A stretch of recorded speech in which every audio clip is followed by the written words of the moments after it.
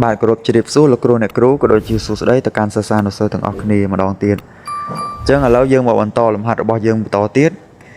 kê này dây tha lô hạ carbonat muối bà đây dương đang tha lô hạ nắng mua ấy tế bà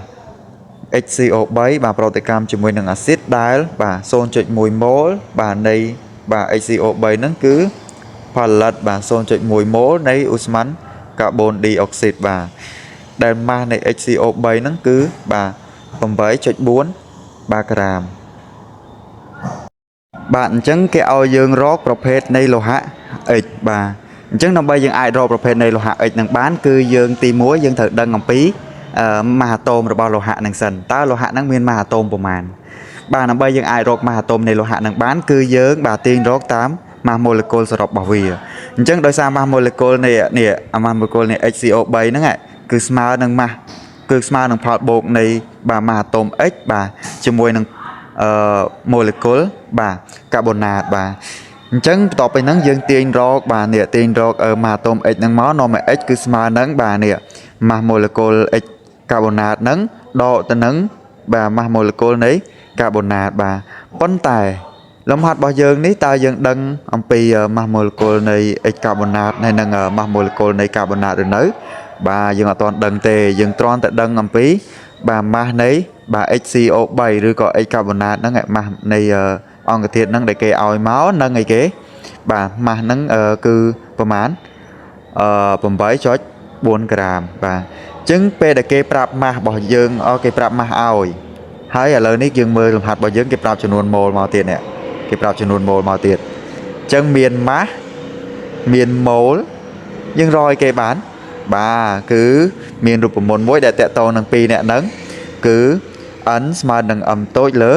m ធំបាទតមកទៀតអ្វីដែលយើងចង់បានគឺយើងនេះយើងចង់បាននៃអីគេយើងចង់បាននៃ mass molecule នៃបាទ X carbonat ហ្នឹងអញ្ចឹងយើងទាញរកវាមកបាទទាញរកមកយើងបាន m នៃ X carbonat ហ្នឹងគឺស្មើនឹង m តូចបាទនៃ X carbonat លើឲ្យចំនួន mol នៃ X carbonat ហ្នឹងក៏ប៉ុន្តែកន្លែងនេះចំនួន mol នៃ X carbonat ហ្នឹងបាទគេប្រាប់មកថាម៉េចគេអត់ប្រាប់ចំនួនម៉ូលនៃអេកាបូណាតនឹងមកទេតែគេប្រាប់ថានេះចំនួនម៉ូលនៃអាស៊ីតក៏ស្មើប៉ុណ្ណឹងចំនួនម៉ូលនៃកាបូអីគេកាបូនិកកាបូនឌីអុកស៊ីតបាទសំទោសបាទកាបូនឌីអុកស៊ីតក៏ប៉ុណ្ណឹងដែរអញ្ចឹងតាមវិធីសាស្ត្រមុនបាទតាមវិធីសាស្ត្រមុនវិធីសាស្ត្រ stereo វិធីសាស្ត្រដែលយើងប្រើលើកមុនបាទខ្ញុំភ្លេចបាត់ហើយបាទ stereometry បាទសំទោសបាទអញ្ចឹងតាមវិធីសាស្ត្រហ្នឹងយើងអាចទាញរកបាទចំនួនម៉ូលនៃបាទសារធាតុដែលយើងអត់ដឹងបានដោយសារអីគេនេះដោយសារតែគេមិញគេប្រាប់ចំនួនម៉ូលនៃកាបូនឌីអុកស៊ីតមកហើយគឺ 0.1 ម៉ូលអញ្ចឹងដោយសារមេគុណអានេះក៏ប៉ុណ្ណឹងមេគុណអាលោហៈហ្នឹងក៏ប៉ុណ្ណឹងតែលោហៈកាល់ស្យូមនេះមិនមែនទេណាគ្នាយើងបាទលោហៈរបស់យើងគេតាំងតែសអេចទេយើងអត់ដឹងទេបាទអញ្ចឹងដោយសារវាមេគុណមួយដូចគ្នាយើងយកអាចយកចំនួនម៉ូលនៃកាបូណាតនេះកាបូនឌីអុកស៊ីតនេះយកមកធៀបនឹងចំនួនម៉ូលបាទដាក់ឲ្យវាស្មើគ្នានៃចំនួនម៉ូលនៃលោហៈរបស់យើងបាននៃ molecule លោហៈរបស់យើងបានបាទលោហៈកាបូណាតរបស់យើងបានបាទអញ្ចឹងបាទតោះយើងចាប់ដើមបន្តទៀតអូខេដល់ណាហើយបាទអញ្ចឹងយើងទាញរកមកនាំឲ្យ mass molecule នៃ HCO3 គឺ 8.4 លើបាទ 0.1 បាទហេតុអីបានអានេះ 0.1 ដោយសារតែនេះបាទដោយសារតែម៉ូលចំនួនម៉ូលនៃកាបូនឌីអុកស៊ីតក៏ 0.1 ដែរអញ្ចឹងយើងអាចទាញរកមកបានបាទលើអានេះម៉ាស់របស់បាទ HCO3 នឹងបាទម៉ាស់ដែលគេឲ្យមកអញ្ចឹងចែកមកគឺស្មើនឹងអីគេបាទ84ខឬក៏84ຂະຫນាតអាតូមបាទឬក៏84ក្រាមអញ្ចឹងទៅបាទអូខេ